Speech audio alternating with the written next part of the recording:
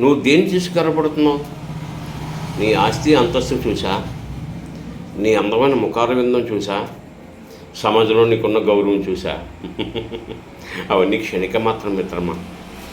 నీ ఆస్తి అంతస్తులు కనుమూసి తెరిచే లోపల కనుమరుగైపోతాయి.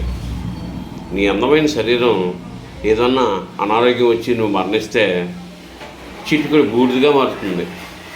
నువ్వు సమాజంలో ఎంత గౌరవంగా ఉన్నా తెలిసి తెలియక నువ్వు కానీ నీ ఇంట్లో వారు కానీ ఏమన్నా తప్పు చేస్తే నీ గౌరవం అంతా తగ్గిపోయి అభాసుపాలైపోతావు. అందువల్ల వీటి మీద నువ్వు మమకారం పెంచుకోకు మిత్రమా. కేవలం మంచితనాన్ని నువ్వు కేర్ ఆఫ్ అడ్రస్గా మార్చుకుంటే అదొకటే శాశ్వతంగా నీతో వస్తుంది, నీతో ఉంటుంది. నువ్వు చనిపోయినప్పుడు 10 మంది నీ మంచి గురించి తెలుసుకోవాలి, చెప్పుకోవాలి.